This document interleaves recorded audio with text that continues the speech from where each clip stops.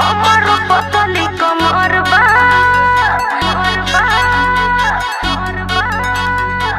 ऊपर से नाने उमर बा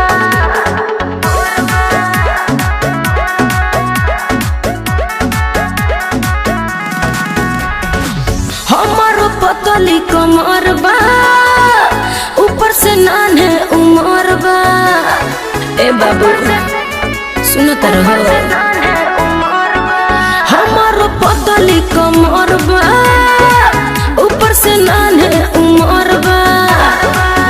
नाचे खाते चाही गोटी हमरा मोट बुझला। बॉबी अभी उमर बाटे छोट बॉबी अभी उमर बाटे छोट ले जाइए बानी गमछी में नोट। अच्छा बॉबी अभी उमर बाटे छोट ले जाइए बानी गमछी में नोट। ठीक है बा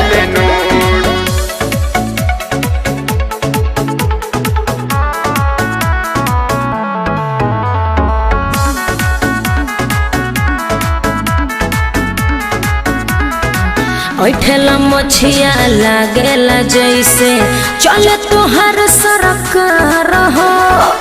घर हमारे जिला याद होई जन्म के रंगदार हो। अरे ढेर मत बोलो।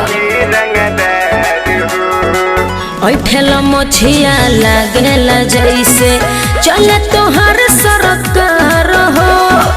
घर हमारे जिला याद होई जन्म के रंगदार हो। लागे बाटे तोहरा नियत में खोट। बॉबी अभी उमर बाटे छोट बॉबी अभी उमर बाटे छोट ले जाइए बानी गमछी में नोट। अच्छा बॉबी अभी उमर बाटे छोट ले जाइए बानी गमछी में नोट। ढेर मत बोलो। ऊपर से नाने उमर बा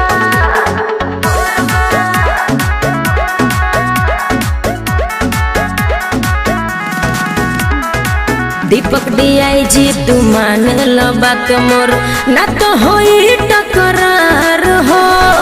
सुनो ए बाछी नाच शुरू तो करो लइका बड़े सो तैयार हो। लइका बड़े सो तैयार हो। अंकुर रोहित बात मान लो मोर ना तो होई टकरार हो। सुनो ए बाछी नाच शुरू तो करो लइका बड़े सो तैयार हो। कहे छुए लाया लंग हमर गोट। बॉबी अभी उमर बाटे छोट अरे बॉबी अभी उमर बाटे छोट ले जाइए बानी गमछी में नोट। गमछी में नोट बॉबी अभी उमर बाटे छोट ले जाइए बानी गमछी में नोट। अरे जाना ढेर मत ढीलो।